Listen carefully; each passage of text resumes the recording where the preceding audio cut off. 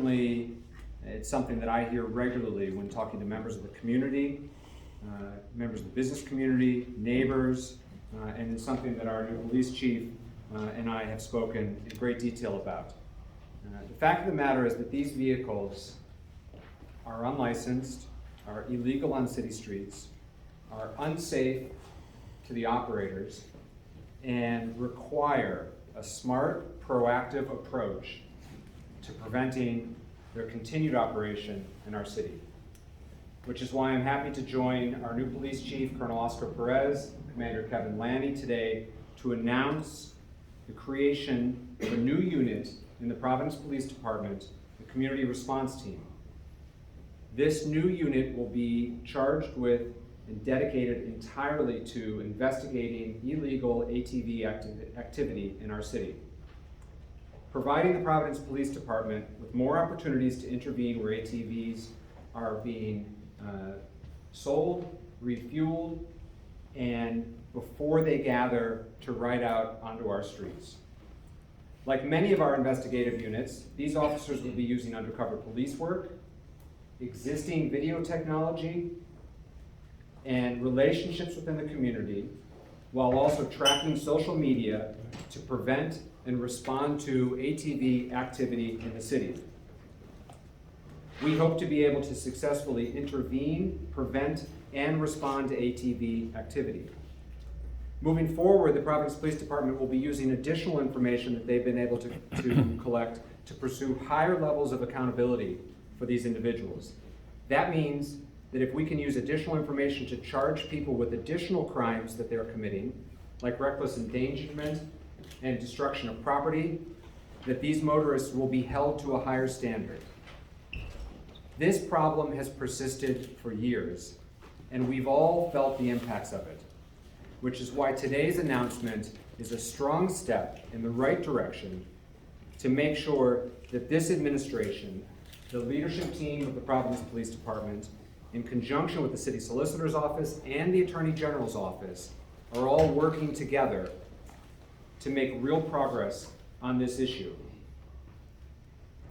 I will continue to support the officers of this new unit, of the officers on the Providence Police Department generally, to work in a lawful and constitutional way, but to stop the use of these activities on our city streets.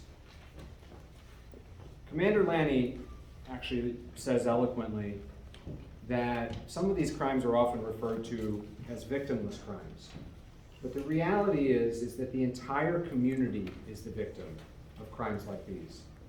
And I appreciate his perspective in this manner. These vehicles are unsafe for the riders.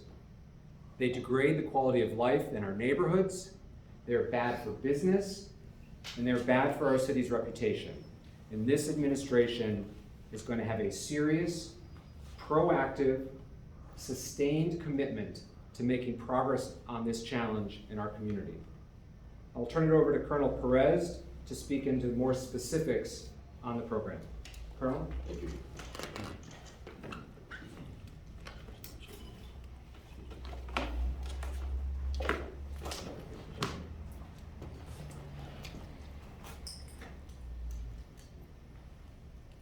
Thank you, Mayor. Thank you very much. I'm proud of the work that we have been able to accomplish together in such a short amount of time to tackle one of the hardest problems our city has faced in recent years. This reckless behavior is dangerous to both riders and other people in the street. So I agree with the Mayor that this new strategy is a strong step in the right direction. This latest strategy is made up of two main points. One being proactive in how we detect ATV activity, preventing it before it happens. The second one is holding ATV riders accountable at a higher standard. The first step is treating ATV activity like an investigation. The PPD will investigate illegal activity, ATV activity utilizing existing video technology, such as like body-worn cameras and any other video footage that we can get and is provided to us by our community partners. We will also use social media, undercover police work, and information we obtain through the Community Relations Bureau. Our officers will engage private and public businesses and organizations to help detect and deter operation of illegal vehicles within a city before it occurs. The second step is that we want everyone to know drivers will be arrested and held accountable for their illegal, reckless actions. We all know that ATVs have a wider impact than just making our streets unsafe.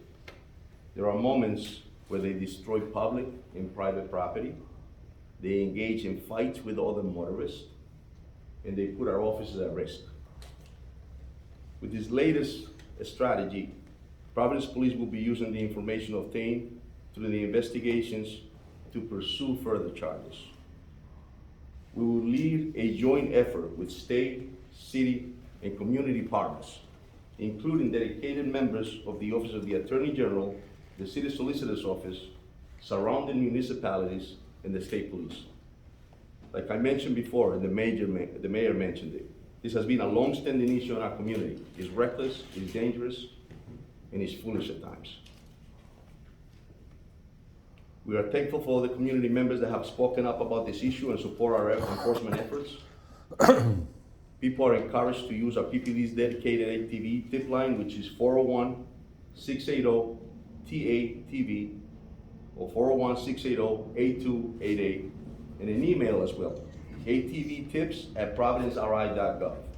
They can anonymously report any non-emergency information they have about ATVs being illegally driven or stored. Thank you, and now I'll turn it over to the mayor. This time we'll take questions. Does this come as a result of the fatal illegal dirt bike accident in Cranston from a few weeks ago, or was this already in the works? This was in the works, but it's certainly underscored by accidents like that. The primary motivation is to protect lives and our community. These bikes are not street legal. They were not built for street operation, and they are dangerous. They're dangerous to the riders. They're dangerous to everyone else on city streets. They're bad for business, and they're degrading the quality of life in our neighborhoods. A proactive, new approach was a priority of mine from day one, and something that the Colonel and I have spoken about since his interview. It is not a result of that, but it's underscored by the fact that people are in fact dying on these bikes. They do not belong on city streets. They are unsafe, and this is in the best interest of everyone that we get serious about it. Chief, can I ask you a couple questions? Sure. Are you announcing how many members of the force are going to be on this unit? Correct. There'll be a sergeant and 4 officers. Okay, and the incident that happened a couple weeks ago, 2 officers were at the Cranston line and they were surrounded and a gun was drawn. Consistently, police officers are outnumbered. How do you handle that particular aspect of this? If there's a group and there's only a certain number of officers, is that enough? Yes, well, I'll tell you this. I expect my officers to act in a professional manner, in a constitutional manner. This is a very challenging issue, obviously, as we just mentioned. They're professional, but at times, obviously, our officers are being taunted with this ATV bikes, and they're doing it in a professional manner, in a constitutional manner. We have enough officers on the street, and now we're dedicating 5 officers to concentrate on it. So we'll be able to utilize every resource, every tool that is at our disposal to ensure that we target this illegal activity. And will you let officers pursue the large gangs of them when they're on the road? So our vehicle pursuit policy has been in there for years, right? And we have certain standards on our policy. They're mandated by statute in the state of Rhode Island. I expect my officers to be professional. There's a lot of factors that we look into, and it all depends on the exact incident, right? What they're being faced with. And at times, obviously, it depends on the circumstances, but it's all with due regard for the public and due regard for the officers, and sometimes as well as the suspect that's actually behind the wheel. Colonel, is a team of 5 going to be enough? I'm sorry? Is a team of 5 going to be enough? To do the investigations, yes, but at times we may need to bump that even bigger, right? And we have the resources. We have the Providence Police Department, we'll have 400 strong, that, and resources like I mentioned, other neighborhood municipalities, the state police, and others, so we should be able to. What was wrong with the previous una call? pregunta en español, por Sí, favor. dime. Primero que nada, para que nos expliques exactamente por qué estamos aquí anunciando algo para pues, batallar en la problemática de los ATVs. El problema es que esta situación se ha descontrolado, ¿verdad? Y el ATV está causando problemas en la calidad de vida en nuestros vecindarios. Y es muy importante, verdaderamente, que la policía coja un stand y esto afecta a muchas personas, a la comunidad en general. Entonces la policía lo que está haciendo es más proactivo en la estrategia y también obviamente asegurándonos que las personas entiendan que si se meten en estas situaciones o van a actuar ilegalmente, van a estar, vamos a tomar acción de arresto de la policía. ¿Cuál es esa estrategia exactamente? La estrategia, como comentamos ahorita, es prevenir, ¿verdad? Proactivamente y dejarles saber que vamos a investigar, vamos a usar resources, así sea videos, así sea con la comunidad y obviamente lo que tenemos internamente en la policía. What Chief, was wrong will with the the- previous policy and how is this, going to be better? And then a second question, what will be done with the illegal machines that are confiscated? Sure. So, what's different about this policy is the following. First, it is clearly a top priority for me and for this department. Second, it's proactive. As opposed to responding to reports and then trying to safely apprehend vehicles after they're on the road, we're going to be proactive and take an investigative approach so that we can grab them before they gather, before they head out, and commit real resources to it. And then third, there is a dedicated team now on the police department solely focused on ATVs. These three things are very different from how this was approached in the past, and we're optimistic we'll have a very different result. With respect to the seized vehicles, we are going to explore all options. We remain open to destruction. We also are looking at other ways to try to turn these confiscations into something that's useful for the community, whether we can sell them or otherwise to reinvest in our neighborhood to actually turn it into something positive for our city. What about Mayor. groups that want a place to safely ride these bikes? Are you open to something like that? So this is a topic that has come up and has been explored in detail by the city in the past. It has been previously determined that there's not an appropriate place in the city for that sort of activity. I remain with an open door to have those conversations, but it's hard for me to envision where in a dense urban environment we could find a safe off-road riding environment. There are off-road tracks in more rural areas in the region, which is where these vehicles belong. It's what they're built for. And so for people who are interested in riding motocross and riding ATVs, they belong at one of these off-road tracks, which do exist in the area in more rural communities, which is what they were built for, and that's where they are safely operated.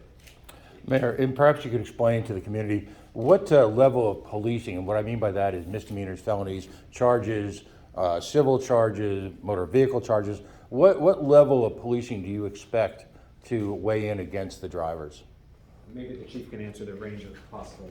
Yeah, there'll be a city ordinance that we have in place that if they violate, like you said, fines and penalties to that extent, but obviously statutes that we can actually enforce. It all depends on the actions that they take and whether it is through the Attorney General's office to increase the penalties and charges, or whether it is the city ordinance violation. It all depends. So that's, for that question, is there a legislative component? Does anything need to be changed? There's no legislative component to it. The change in practice for us is a closer coordination and closer cooperation with the Attorney General's office so that we're not just writing civil violations, but when appropriate, when the actions substantiate it, actual criminal charges. How much do you expect this new program will cost? So this is being used with existing police resources. The 4 officers and sergeant that the colonel mentioned are currently on the force. They've just now been dedicated to this unit. There's no additional cost for that, and we will pull additional resources as necessary from the police department generally. It's possible that this will incur some additional overtime, but we think that this is a priority for the community, and particularly at this time of year, as we know that there's seasonality to this activity, but that will be managed within the confines of the police department's budget and the city's budget as a whole. Mayor, And speaking where of has it seasonality, been? I'm sorry. This is starting immediately. Yes, it is. This new unit has been formed and have already started. So per that, you said this was a priority of yours during the campaign, so you're saying if you waited till you appointed the chief to, here we are, there's already been several incidents, was it a matter of coordination with the police department? It was. We have quite a few new leaders in the command staff of the Providence Police Department who I am very proud of and have high confidence in. Colonel Perez, Commander Lanny, and the rest of the command staff and I started working on this immediately upon their appointment. It took a couple weeks for us to get the group together and to finalize the new approach. And so, as we all know, spring and summer are when this happens, and so we had our first nice day just yesterday, and I think we are right on time to be ready to go as the warm months. What's your arrive. message to the riders? My message to the riders is it's a new day in Providence, and what might have been tolerated in the past is no longer being tolerated. And so we don't want anyone to get harmed, and in fact, we're concerned about their safety. And so now is the time to explore safe places to ride in the region, and to know that this type of activity on city streets in Providence will not be allowed or tolerated, and that we have real police resources behind it to make a change. You're going to be Mayor. collaborating with Question other for police Chief. departments? Other police departments going to collaborate with the city of Providence? Indeed they are. We will work with any department that we can. I will say very specifically, because of the cross-border activities, we'll be in close collaboration with the City of Cranston, the City of North Providence, City of Johnston, and as the Chief mentioned, the State Police. Chief, I'm just curious, what led you to make the decision to dedicate a team of officers with this endeavor? So this is an issue that's affecting our city for years, right? It started back in 2017, and obviously we always look to evolve and find the latest and best to attack an issue that's affecting the quality of life of us in our city. And here we are, right? So it's the early summer months, and we wanted to make sure that we have a nice, safe city, and that's what actually was the decision happened as a priority for us. And what does this mean for other officers that won't have to be, in real time, they have to leave what they're doing and go deal with these? So what does it mean for the regular officers, less time for them to have to deal with this issue? Well, the regular officers, I think, we police our city 24/7, right? So it's just whatever happens in our city, we police it. So I don't think there'll be any strain to the regular officers. It's just part of the job. I meant, is it an advantage to them to not have to then deal with this? It's well, at the end of the day, we have a team of 5 officers, but sometimes it may cause an officer that's working that particular shift in that particular area to come up with reckless activity, and they're gonna have to act on it. Chief, even though you're pulling from existing resources, this will put, at least for the summer period, some sort of additional strain on the police department. How is recruiting going? We saw Providence over at the Pawtucket City Job Fair this weekend. How is recruiting working out right now? So recruiting nationwide is very difficult. It's not just the city of Providence, right? But we currently have an academy going through. We have 30 strong men and women that are going to be joining the Providence Police Department, and we're looking to increase our personnel. So it's just tough. It's recruitment stuff, but we should be okay with the resources we have in place now, especially to target these illegal activities. How many vacancies in the department right now? I'm sorry? How many vacancies in the department right now? So we're 419 strong right now, but we can definitely increase the numbers. We have some. We're probably right in the high 300s at this point. So. Jefe, Yes. ¿cuántas personas estarán en este equipo para responder a esta problemática? ¿Y cómo van a hacer? Porque cuando vemos esta gente saliendo en las motos ilegales, estamos hablando de más de 20, 30, 40 a la vez.